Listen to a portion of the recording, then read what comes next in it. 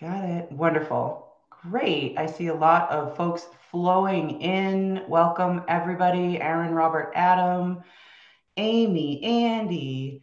We see a lot of familiar names on the line, and we're happy to have you with us today. Let's see. Without further ado, let's get things officially kicked off. And to do so, I would like to officially welcome you to today's session. Thank you for joining us today. My name is Kaylee Garrido. I head up marketing and events here at Hike 2. A little bit about us for those of you who don't know us already. Hike 2 is an IP based boutique services firm, and we specialize in the legal sector. And our primary focus is on providing innovative solutions in legal, risk, and compliance for highly regulated industries. So, in addition to the technology services that we provide, we also host legal ops conversations about a variety of topics that affect both corporate legal operations professionals and large law firms. To learn more about our legal ops innovation practice, please visit us at hike2.com. So a little bit of housekeeping as we get into our discussion today. This is a webinar, so of course your cameras and microphones are off, but man, would we love to hear from you. We have the chat enabled, we have the Q&A enabled, and we'll even save a little bit of time at the end of the session today. If you'd like to, make your question heard, then we'll unmute you and let you come on and kind of be a part of the discussion. We are also recording today's session, and we'll share it back out with everybody on our YouTube channel. So make sure to go ahead and check us out there. We're at Hike2Official is our name on YouTube. So without further ado, please allow me to do some introductions for my esteemed guests. I have Dave Schwab with us today. Dave is the Chief Product Officer at AdvoLogix. It is a cloud-based legal case management solution and a great partner and friend of ours here at Hike 2. Dave Schwab leads the product team, the product marketing group, the product engineering, and is responsible for spearheading the strategy, vision, launch, and growth of new and existing products. Dave, thank you for joining us today. Happy to be here. Thank you. And I also have my partner in crime, Morgan Llewellyn. Morgan is a pioneering figure in data and artificial intelligence. He is renowned for his visionary approach to problem solving. Morgan has held a bunch of key leadership positions, such as Chief Data Scientist, Chief Operating Officer, and Chief Data and Strategy Officer. And as the Artificial Intelligence Practice Director here at Hike 2, he continues to drive innovation, pushing the boundaries of tech and AI to solve complex business problems. Morgan, that's a lot, but thank you so much for joining me. Yeah, thank you for having me, Kelly. I'm really happy to be here and dive into this fun topic. Let's do it. All right. So with that, let's go ahead, Dave, and kick this off. It's always great to see you. Thank you for joining us. Before we jump into, the title of today's talk is Unlocking Intelligence from Static Documents. Before we dive into and unpack, what does it mean to unlock intelligence from static documents, and what do we even mean by that? Help set the overall, what's happening in the industry? What are we seeing in the legal space? What should people care about? What are the trends that we're seeing, Dave? Yeah, that's a great way to kick it off. There's a few things happening. So there's obviously a ton of buzz about all these large language models, all these AI agents out there. And, you might have seen some articles, using AIs to write a brief that cites a case that never existed and was created by the AI, so there's been some hiccups like that, but there's also a lot of exciting tools. Really cool stuff in case research by Westlaw, obviously, is a big one. Another great one is VLEX. Shout out to VLEX and court. I think it's they have a court docket product that's really cool. But yeah, there's lots of things like that, and then there's also some emerging use cases around document management, document intelligence. It happens to be the title of this presentation. So yeah, a lot going on, a lot of early adoption. We're seeing more legal operations specific use cases come out. Case research, writing, but the third big category I would say is document processing. So to paraphrase, what we're seeing is we're seeing some of this new technology, LLMs come out, and it's filtering into existing products, right? As you talked about, it's filtering into new products. And so it's really unleashing a number of new capabilities and providing a bit of a disruption over what we've currently done and how we can do things differently in the future. Is that essentially what you're saying? Yeah, yeah, and I'd say we're already seeing fairly wide adoption in the legal industry. I think a report I read recently said I think it's something like 35 to 40%, maybe low 40s had, at least tried AI in some form or fashion. So I think we're still in the early days, but you'll try AI first from, open AI and those big agents, right? And then specific niche applications like legal will be not far behind, and we're starting to see the early versions of that now. But So, yeah, it's a so great summary. So with that as the, kind of the, the landscape that we're seeing, let's talk a little bit about what are static documents, right? So we don't have a ton of, maybe we don't have super technical people on the call. And so what would you define as a static document? Why should businesses, why should attorneys and legal operations care about static documents? Like what's going on with these static documents?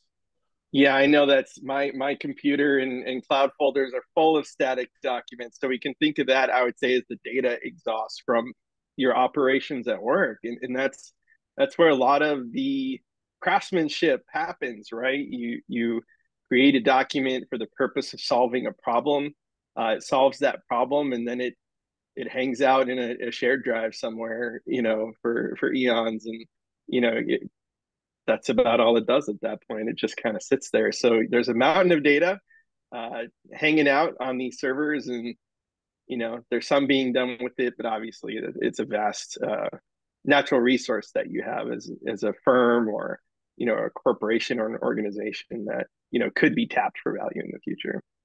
I love that term data exhaust, right? Like I think of this, tailpipe, right? Just emitting thing, emitting things and in all the different types of exhaust, right? You could have, data being produced by bots. You could have it being produced by Yeah. humans. You can have it being produced by, your financial systems.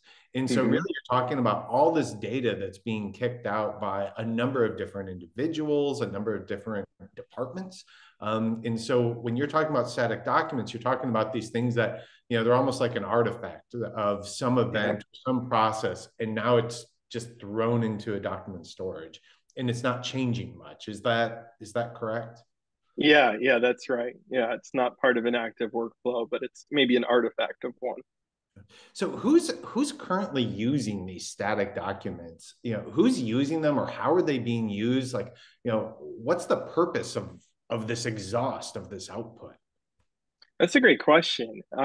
So there's lots of different analytics firms out there who try to tap into the data exhaust. The problem is a lot of this is not standardized data. It's not something that's apples to apples, let's say.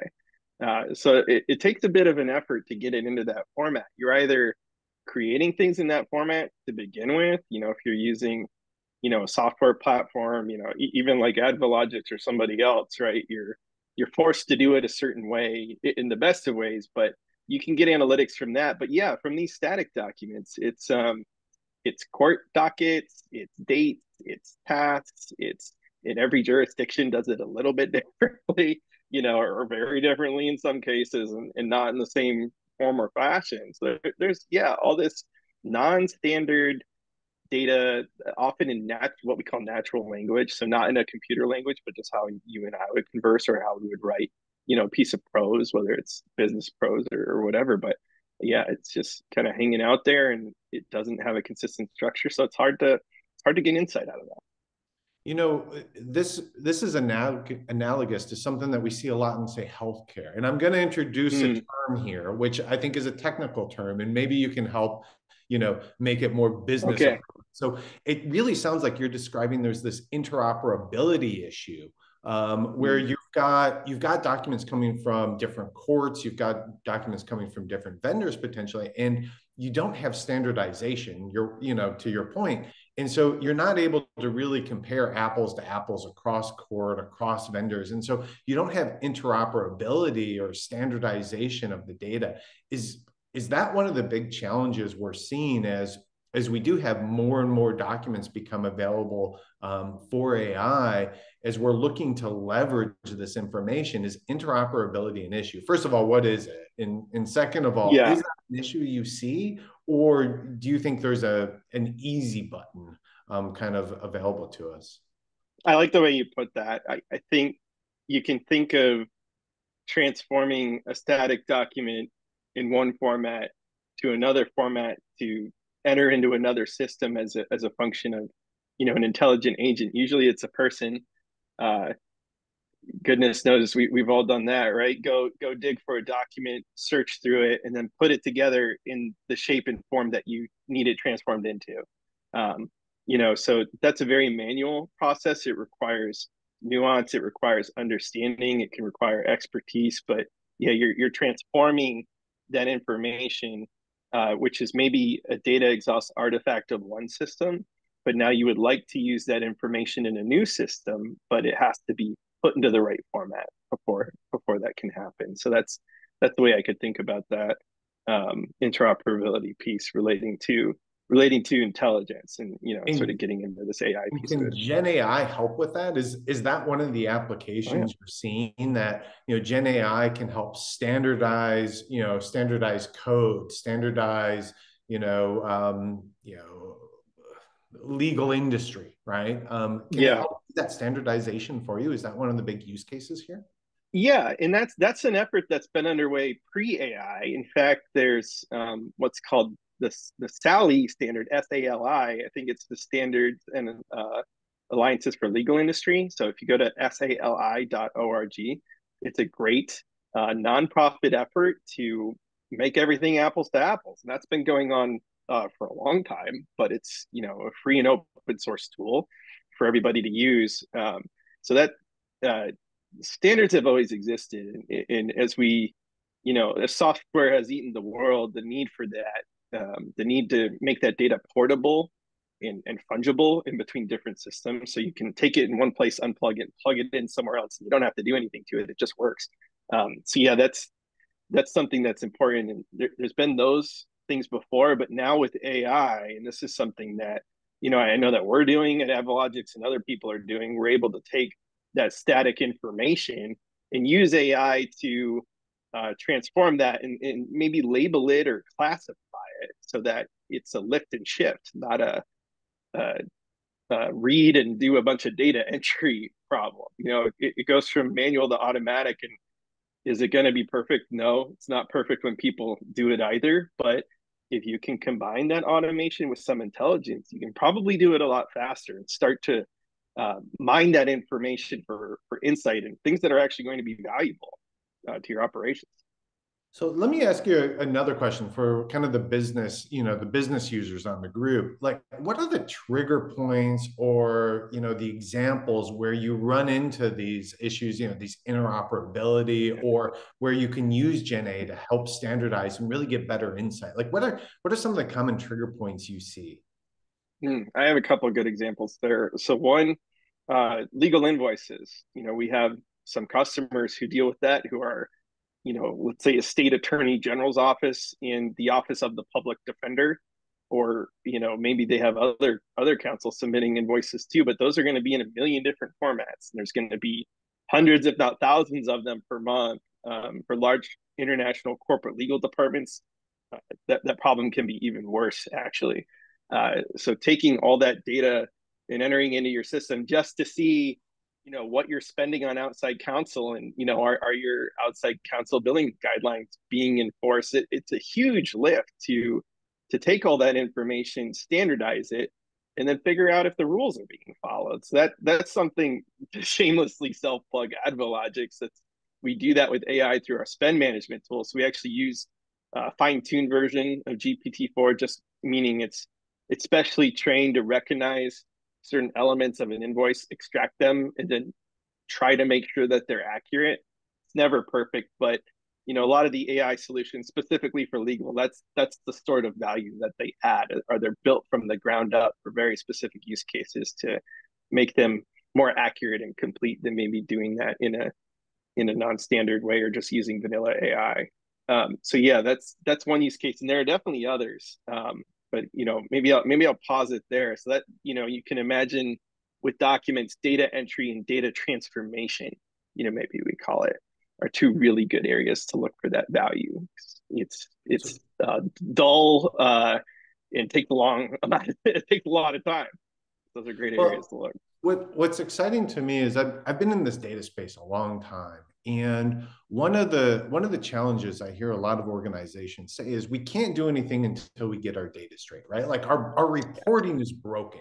And I think Mm-hmm. what you're saying is, look, broken reporting is a symptom of something you can solve with a tool like this, with a tool like Gen That's right. AI, that it can help you with that standardization and it can help you with that data quality. And so if you're an organization that's struggling to understand how much are we spending in this particular area, or what was our, how do we bridge the revenue kind of between a new practice that we just acquired or a new company that we just acquired? How do we get Mm-hmm. apples to apples on what we're selling across these different product lines? Gen AI is something that can help standardize and get us better reporting and better insight. I mean, is that one of the huge value props of these types of tools, is just better insight on what your organization is doing? Yeah, I think that's a great point. So it's not necessarily that you need a bunch of new tools. It's just getting your data right and the tools that you already have and getting the value out of that. Like you said, whether it's an acquisition or, I think a lot of people have had experience where they have to merge those operations and not everything fits together. It's a lot of square pegs and round holes, so to speak. And that's a big lift to go get that done. And like a lot of other applications of AI, maybe it doesn't replace that human effort, but it can certainly augment it and speed it up to a huge degree. And back to those Sally standards, and I know there's a couple other companies I think doing this, but something that we've been doing is taking those industry wide standards and making it so you can click a button and get those labels on your information so that you can go mine past say cases or matters that you've had that fit in that same bucket to see how you've handled that type of matter in the past, and then you just run it through we use Salesforce for our reporting tools and Tableau, and just run it through there. Whatever your business analytics stack is, I think AI can help you unlock that data by classifying it, and then you use what you already have as intended. So you really don't have to change that much. It's just a matter of data transformation. Yeah, now I think you're unlocking other use cases, right? So now you want to develop predictive models, right? And again, it's, oh well, we Mm, can't develop a predictive model until our data is clean, right? We can't get accurate insights from reports until our data is clean. And you're saying, look, there's a click of a button here that'll standardize to Sally, and it'll start unlocking some of these other capabilities. I think that's absolutely amazing. And my mind goes to, yeah, it's not just acquisitions, it's global operations, right? Maybe you sure. call it one thing in EMEA and another thing in APAC, or Mm, how do you standardize across really large organizations or complex organizations? um, the other kind of interesting thing is, as we've been talking about, like tech stack disruption, you've also got this problem. I want to move from one piece of technology to another piece of technology, and how do you port that data? That can be really hard, but if you've got a tool that can help with the standardization across systems even, that seems like another potential use case. That's really exciting. um, you know, you talked a little bit about a specific use case. Can you dive a little bit deeper into other areas where you're seeing, I think it's okay, even, where you're seeing folks on, say, the Advo platform or similar, right? Where are they seeing the benefits of using Gen AI for this, standardization?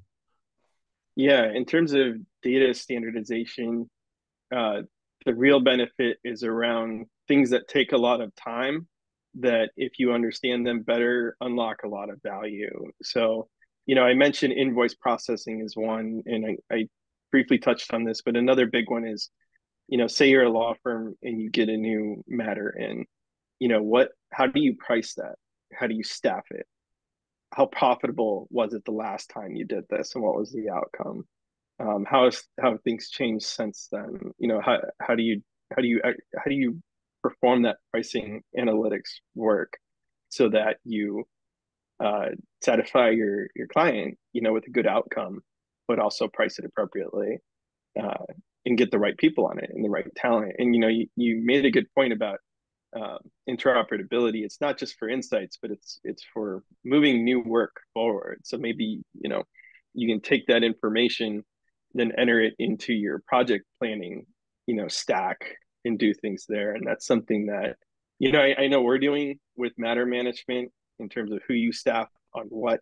And again, I think there's this growing community of collaborators, and a lot of it centers around Sally, but there's some other things too where we're trying to raise the tide and lift all the boats here by having easy access to that information. And a big part of that too will be connecting and bridging between systems. So not every not one platform won't solve every single problem, right? They're going to focus and they're going to specialize to some extent, but how do you make those work together in concert, and what are those handoff points? And I think we're and you sort of alluded to this earlier too.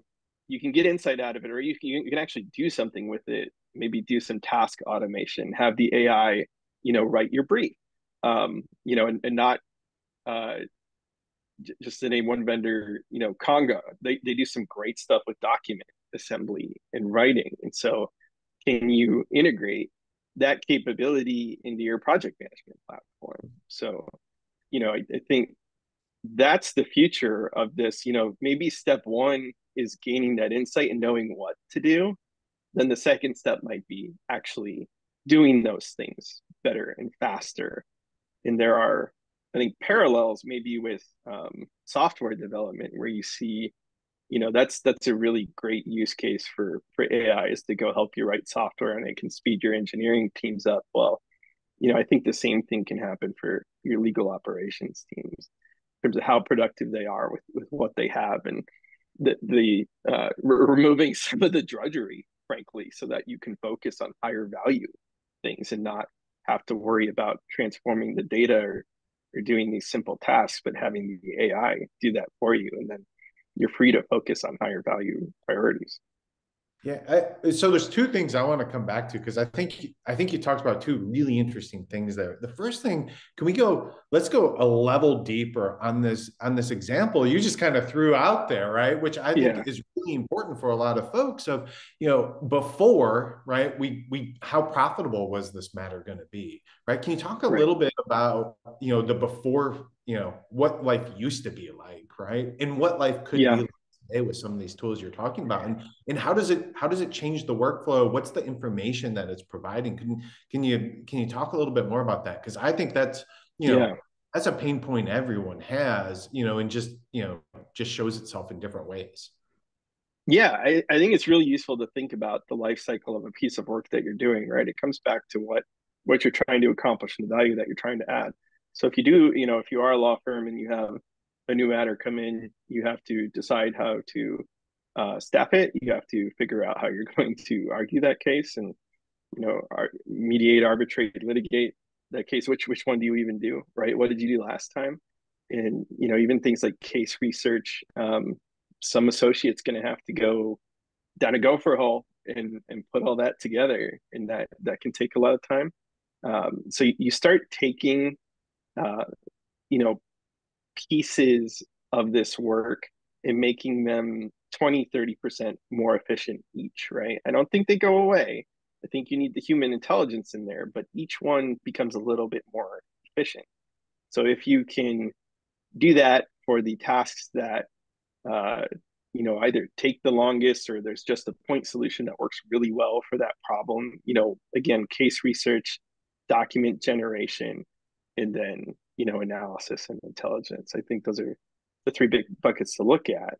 And if you can use Westlaw for case research and that's integrated into your platform, look for platforms that have a lot of those integrations and open development ecosystem. And that's something we build our business on, that principle, in the Salesforce ecosystem. And so that's something to look for, so that's where the big value is eventually going to come, right? These point solutions are great and they're a good start, but we're early. And the big value is going to come when you can start putting all these things together and chaining them together. And that's where you have to look at, what technology are you using today?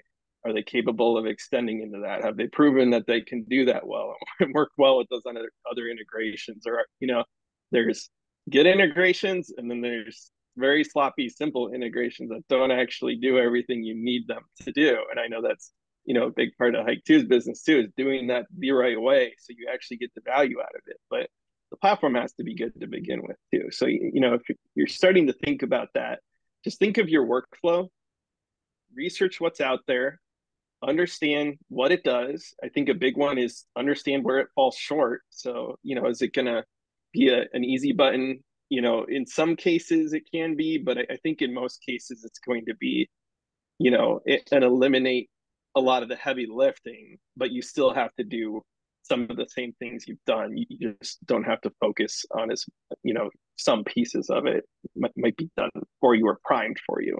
So AI might be great for writing a draft, but it's not something you would click and automate that and just have that sent off, right? So it's just like any other tool. What value do you get out of it? Why are you using it? What's the business case for it? How much value is there? And if you can reduce the amount of billable hours, or even if you don't reduce the amount of billable hours, what other value are you now able to offer, with the same set of resources versus what you were able to offer before? So I think, you need to understand how you're going to either compete on that basis or utilize, resources on that basis. And, we're even seeing trends even before AI to move towards, different pricing structures. So alternative fee arrangements, away from maybe hourly rates to fixed fee rates, and understanding that whether you're providing those services or consuming those services is important. Understanding how your vendors are using that technology is important. Understanding and developing your own policies around that is important. Like with anything, there's benefits, but there's always risks and trade-offs, with anything. You have to understand what those are and how to balance those. So it's going to take time to figure out, but yeah, there's something I want to come back to. It strikes me, as you talk about point solutions, having, neither one of us are spring chickens here, right? Having been in this space for a long time, what's interesting to me is the number of organizations that come to you now asking, hey, we need help with a complete AI strategy. We don't need help with a, kind of a point solution or a single model, that type of thing, where I think that's very much what we saw over the past, say, 15, 20 years was, hey, help me solve this single thing. Now, fast forward, you've got it, reminiscent of that old video of that child coming in, right? Yeah, he's here. That could have been any one of us. It could be any one of us on the line. It's just you, Dave. It's you today. But special guest. So what I'm seeing is, folks coming and saying, hey, I need help with a strategy, right? An overall strategy of how I'm going to use AI. Yeah. But I also need to do selection of tools. Right. And so they're in this weird position where we see a lot of customers saying, hey, I need help with an AI strategy, right? Of how is this going to move my business? But I also need you to help me, figure out what to do with this specific tool, right? Can you help me select a specific tool to do this one thing? And, it's not that they're, not related, but they're different asks. And so when you think about tool selection, I think you were kind of uncovering some really helpful things when to consider when looking at different tools. Can you talk a little bit about that? Where, what are some of the big considerations? I think you talked about API integrations as one of them, but what should you be thinking about when you're selecting a single tool? Because I think you also alluded to, here's where the future is going. It's almost like this hub and spoke model. Can you talk a little bit about that, of how you see that playing out and how all these tools are going to work together? Yeah, we're hearing this a lot in conversations with our customers and others in the industry, right? It's there's competing priorities, and one is to, hey, we don't want to fall behind with this thing. Go get value out of this now. And by the way, don't mess it up because the stakes are high and legal, right? So there's two competing things there, and I think there's a way to balance, low risk early initiatives to learn and understand what these tools can do and can't do. It's one thing to read about it. It's another thing to get hands-on and use it. So I think that's, and a lot of firms already are, right, in small ways. So take those baby steps, crawl, walk, run, like my little guy in here, you know, did not too long ago. But I think that's a good place to start. In with anything, you're gonna have, all right, what's the value? What are the limitations of this technology, and how is that vendor using and storing your data and things like that too. So there's a few, I think, key questions that you have to understand and work through, and then that will inform your technology selection uh strategy, right? Let's We talk about want. that storage real Yeah, quick. yeah, yeah, go ahead. I want to needle on that for a second. So why should someone care about how that data is stored? And so when you're talking about data storage, what specifically Mhm. should someone be looking for?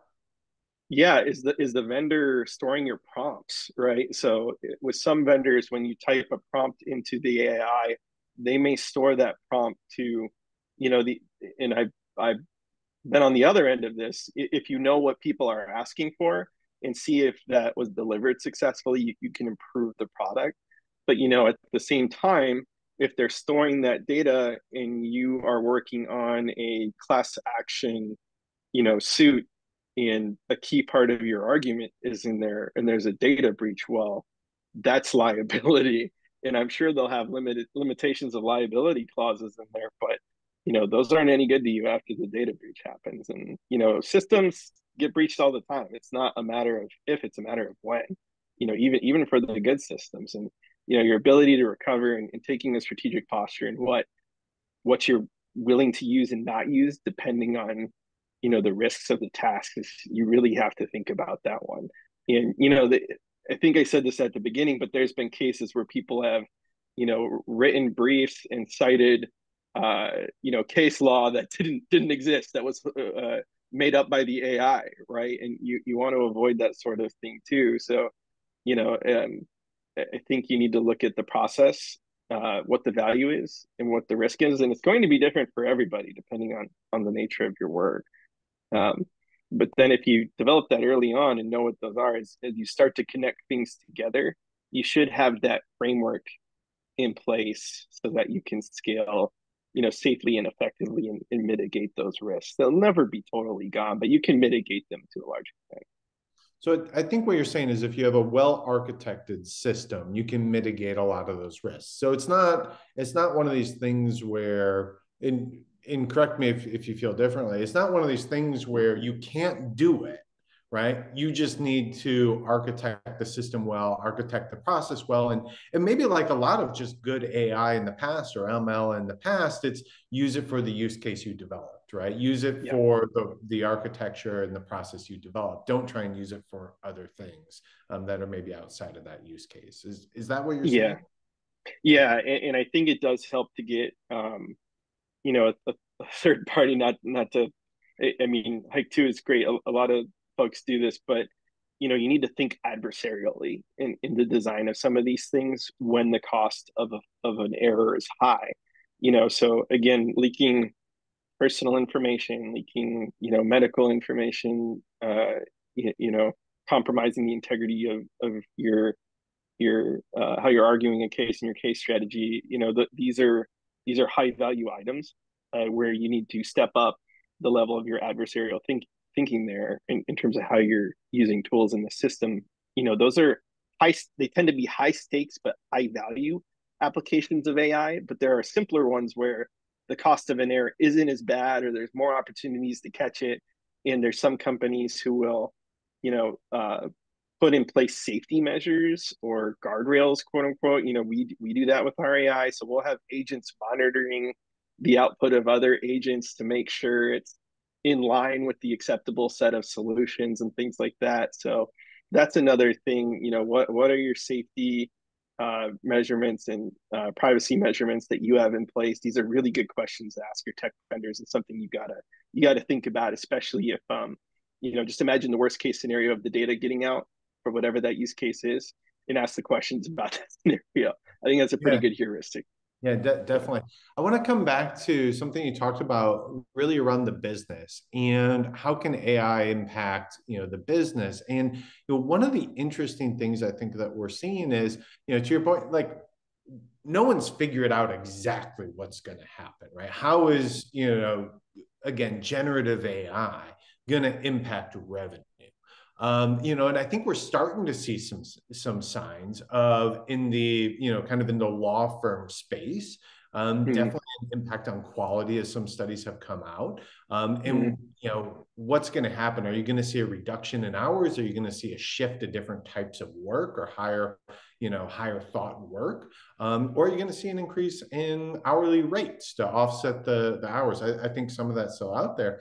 And then on the corporate side, and I think on some of these where, again, I think there's maybe an analogy to something like the life sciences, where mm. you've got this development process and anything you can do to just speed the development and the throughput is seen as a positive. And I think we see that a little bit in the corporate legal space, where it's much more of kind of a cost center or a cost of development or a cost of doing business, where, or think of an AFA type of arrangement where, Yeah. the efficiency is just, falls through to the bottom line. And there's a lot more there. From what you're seeing, do you think, do you see more folks leaning towards more of the operations and that's where generative AI is first going, just because again, you don't have to struggle with, how are we going to charge for this? Is that where it's going? Or do you see people diving in with both feet and they're going to figure it out later? Yeah, that's an interesting question. I think it depends on uh, who you're talking about there and what lens they're viewing it from. For the people who are providing legal services, the law firms or alternative dispute resolution platforms or whatever, they're going to get efficiency gains, and if they're not getting efficiency gains, they will be their competition will be, right. We already know that those are happening. Like you said, quality can drop. They'll have to figure out how to mitigate that, and that's not going to be easy. That might just happen with the the AI agents getting better. I mean, the amount of information that they're able to process accurately is still increasing like crazy. So you're going to see a leapfrogging of these capabilities over the coming years. I think we'll keep getting better and better. So some of that might be solved through the AI itself, but I think a lot of it's going to be your internal operations and how you mitigate those risks. But you will see efficiency gains. And like you said, that could rebalance your pyramid, so to speak, how you staff different different engagements, and you might see some renegotiation pressure coming from the buyers of those legal services.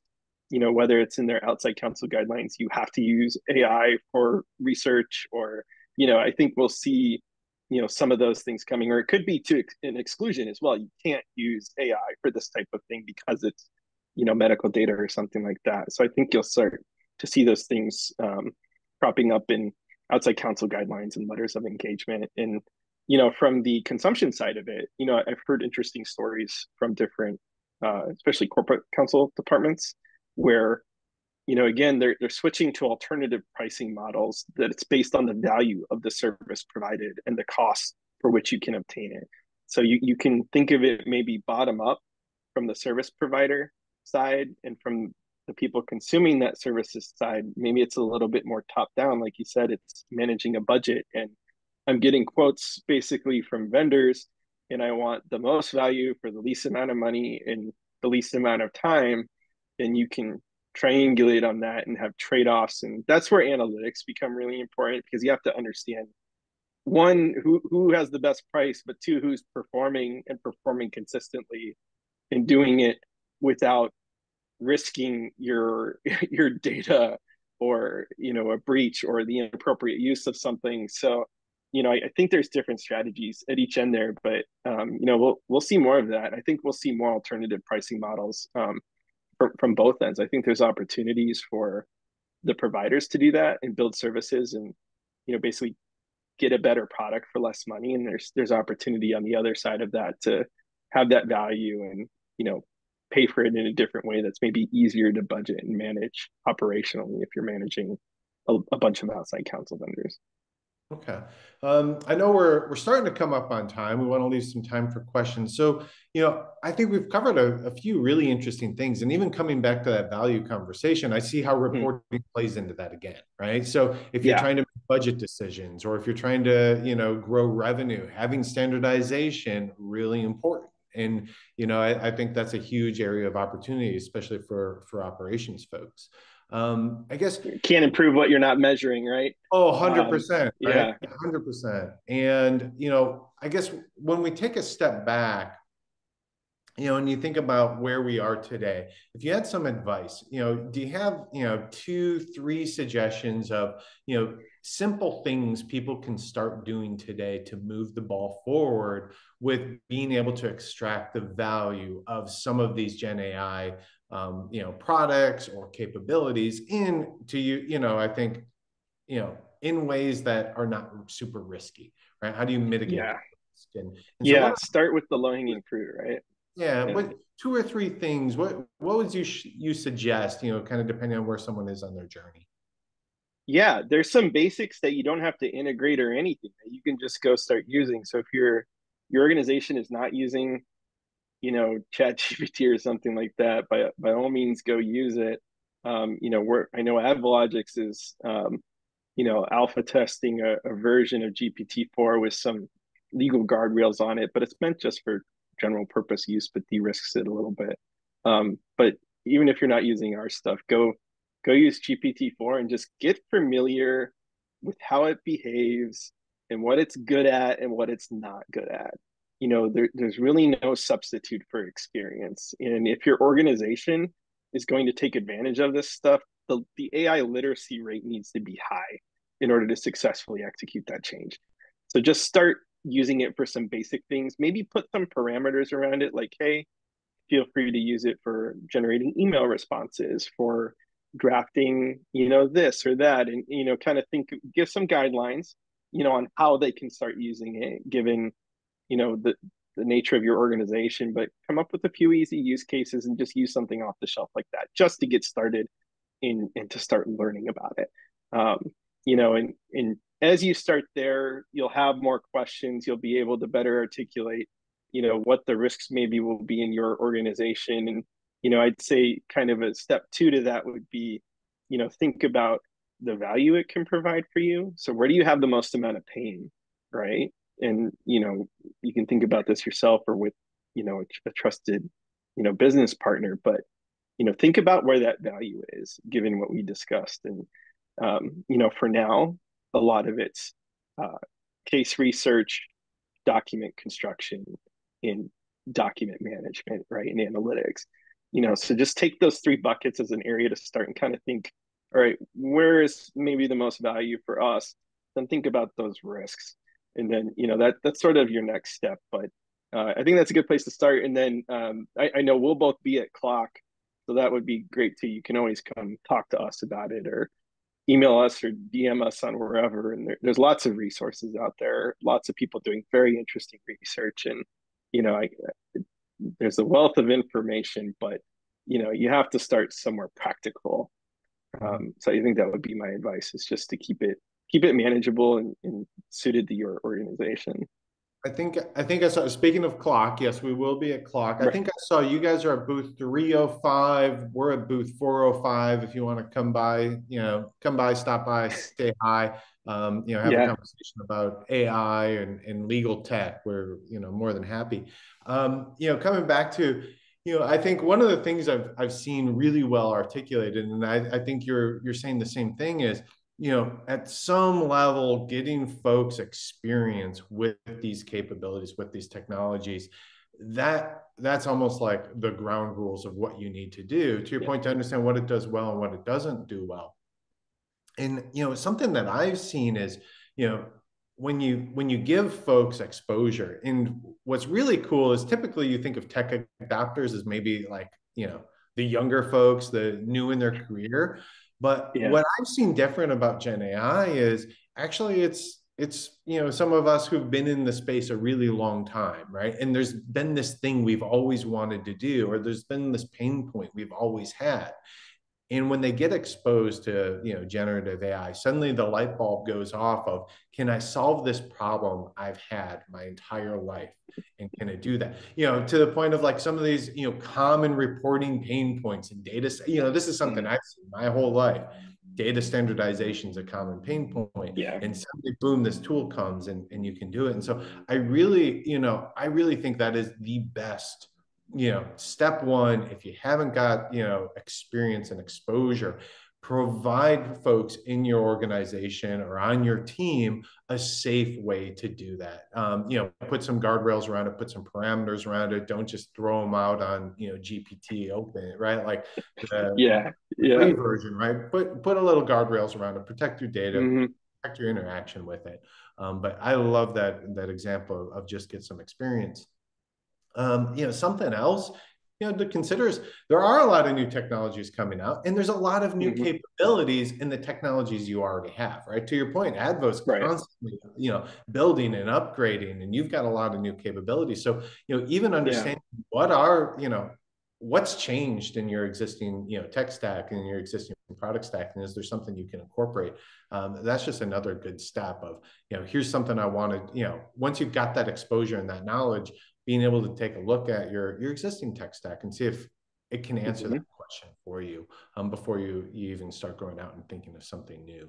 And then the last thing I would add is just, coming back to what does the overall strategy look like? And how are these different technologies going to fit together? One thing I like to talk about is having a way to evaluate tools. So whether it's an existing tool or a new tool, having a process in place to evaluate those tools and those capabilities, having a policy over your data is super important. We're going to see more and more technology coming out at a faster and faster pace. But how we think about PII, how we think about sensitive information, PHI, PCI, right? All the that doesn't really change.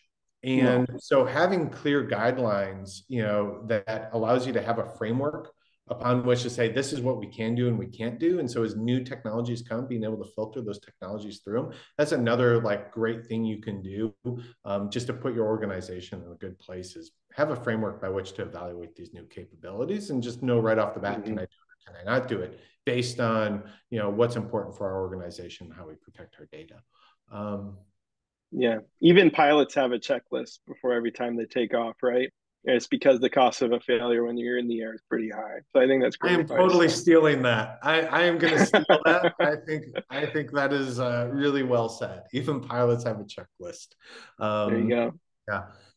So, I guess, do we have any questions, Kayla? Should we jump into questions? We've got about 10 minutes left.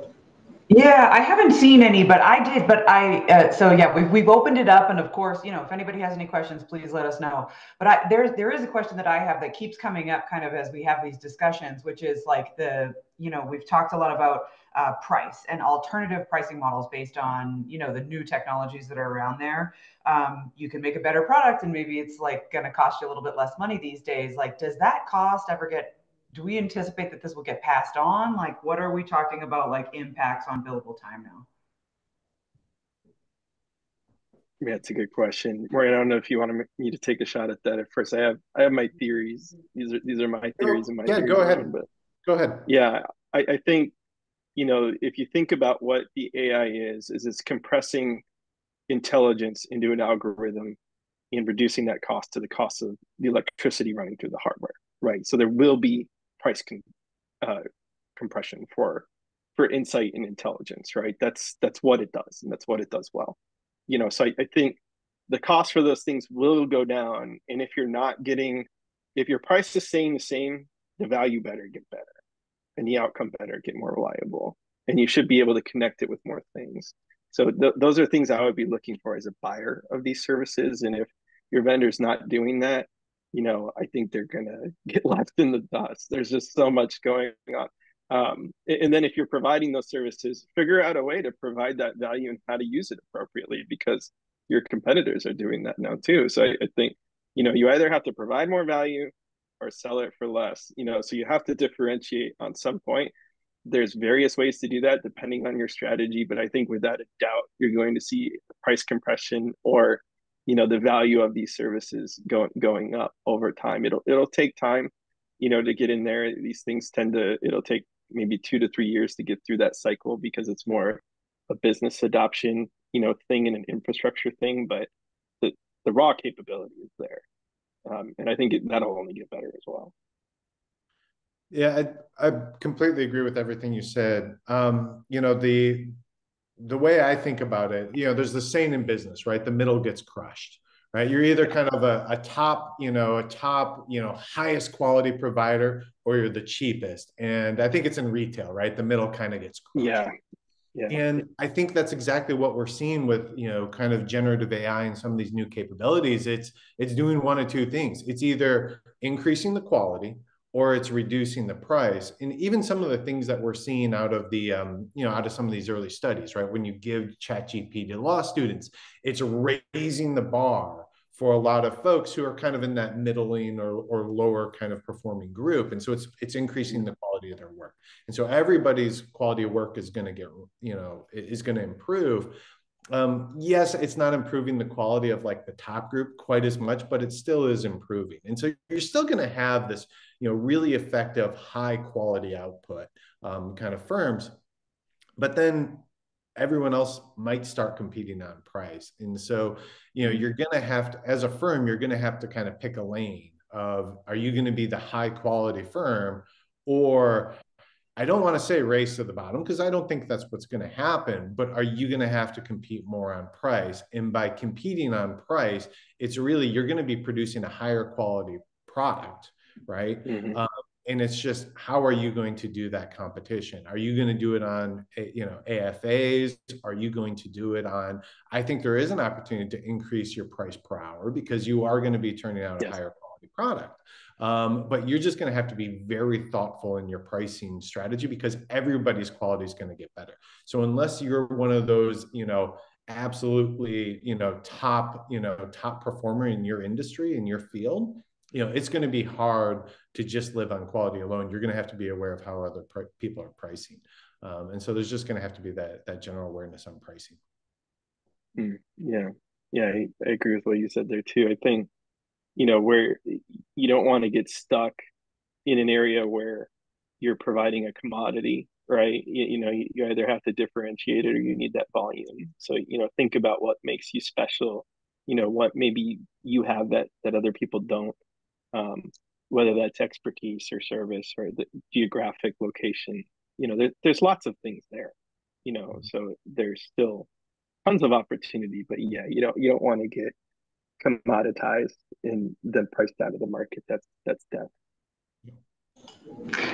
Sounds like our next session will be on branding for your firm, making sure that you're highlighting your value. We won't be on that session. That one will be me and a few others. Yeah. Well, this was fantastic conversation, gentlemen. Thank you so much for sharing your expertise.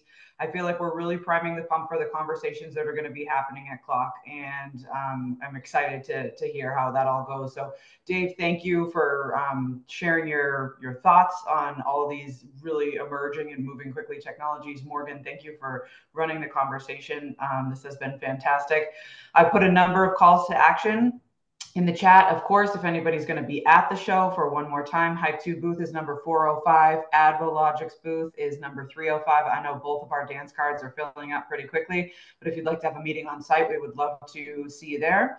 And then, of course, if you want to see a recording of this video, you can reach us on YouTube. To connect with AdvoLogix for more information, you can reach them at marketing@advologix.com. And of course, for more information on the Hike 2 corporate legal ops services, you can find us at hike2.com. We have a corporate legal ops page there. And this was great. I wish everybody a wonderful rest of your day. And again, thank you so much, guys, for sharing your expertise. Yeah, thank you.